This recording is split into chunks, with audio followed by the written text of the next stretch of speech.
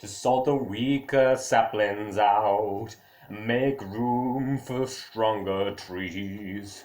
Maybe that's what life's about. Winters come, the hills are brown, purple raisin river gum. Breaks your heart when rain won't come. It breaks your heart. Today we had a singing lesson with the kids. The young kids. And it is a holiday, usually in Switzerland. It's relatively secular, relatively neutral, but it became a kind of German, Saint Martin's Day type thing. Yeah, you can guess it. I didn't appreciate it at all. Like this story about Saint Martin getting off a horse, helping this homeless person, and that's why he became a saint, right? Giving him, sharing, giving him half of a coat. Like, okay, nice gesture, I suppose. And but when it was time to not just sing the story, but also play it, these children, were told to quote Jesus and say like, oh, how Jesus, remember what Jesus said and whatever, and the other person was the unbeliever, right? Oh, you sicken me with your Jesus, and this person better get a job. They should fend for themselves and look to themselves, and how horrible you are for bringing up Jesus. Yeah, you get it. Who the baddie is, who the goody two shoes is in this story, right? Um, Honestly, I think this is dangerous propaganda. Seriously, this has impact. These kind of kindergarten, primary school stories have influenced almost everybody I know in my surroundings to see this kind of charity as simply good, and if you don't do it, you're selfish. And of course, there's a caveat of, well, in back in those times, that's why he was a saint, and now today it's a bit different, to justify your greed toward the poor walking around in the train stations in Switzerland. However, and who are the poor here, really? That's an easy demographic question. Um, it's not a thing about where you walk in the train station and find out who is clad in poverty. It's not as easy or simple as that.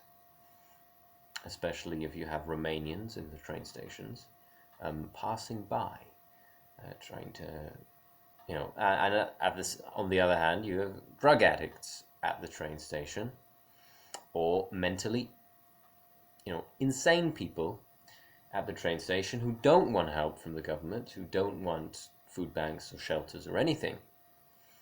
Yeah. But who are we kidding, really? We're kidding the children, that's the answer to that. But who are we kidding if we're giving money to a homeless person, this homeless person? Already categorizing these people. Giving money to someone at a train station who is asking, oh, I need to get on this next train. Can you give me 20 bucks? Oh, I need to get food from this shop. Can you give me money to buy this food? I was at a train station. I unfortunately left a 20 franc note in the machine. I just turned one, around for 2 seconds. The guy who asked me for money 2 seconds ago, he was gone with the money. Yeah. Who are we kidding that if you see someone frothing at the mouth in Plymouth, frothing at the mouth in Biel-Bienne, the city of where I'm in right now, that you're being a friend to this person by giving them your money? Who are we kidding?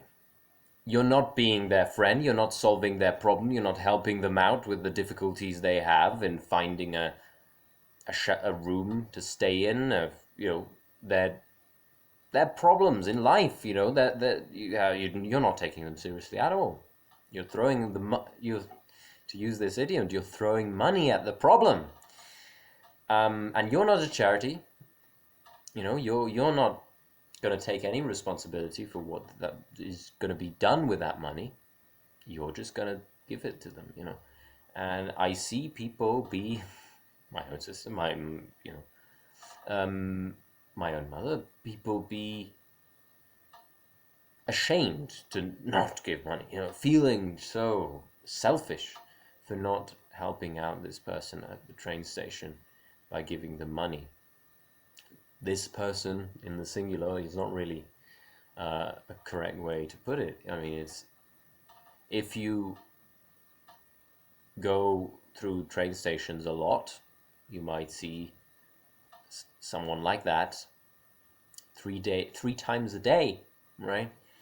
If you go through Geneva and Lausanne, certainly you'll see 3 Romanians a day, and you might see more of all kinds of people, whether from France or from other places, or from, you know, just drug addicts or whatever, right?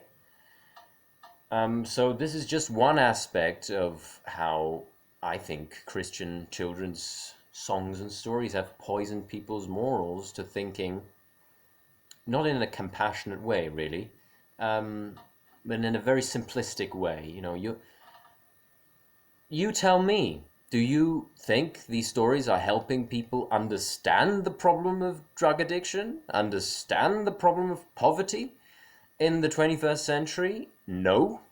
Understand the problem of ethics in relation to those things? No.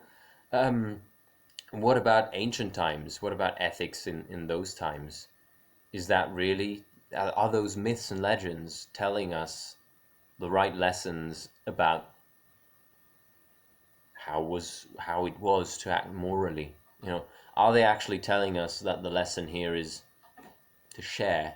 You know, yeah, but like, in what way is this lesson applicable or really justifiable through the story that is being told?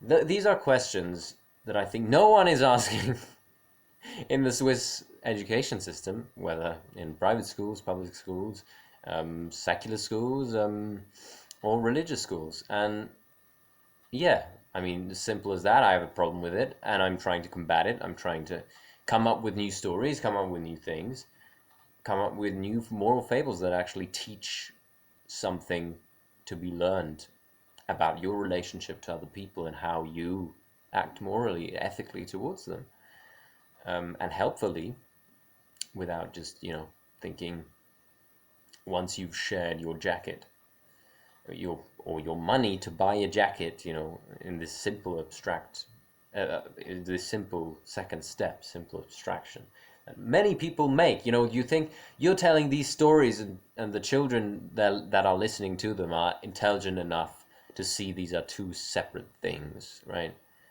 That this is only about like sharing, I don't know, cakes or biscuits among your friends. Is this the story really? It's, you know, some poor person lying in the streets that this saint supposedly gave half of his jacket to.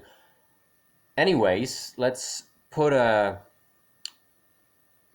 stop here, put a pause here. This is mainly what I was trying to talk about.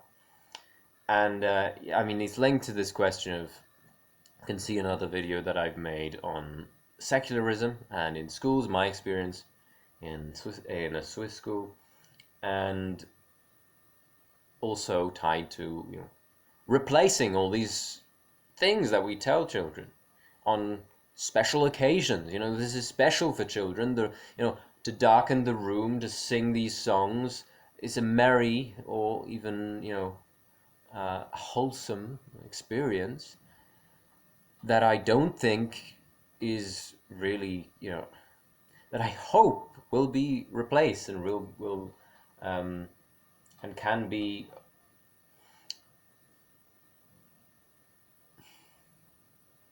overcome. Our culture can overcome these things, and that's what I hope for, and that people take on the job of inventing new stories. Yeah.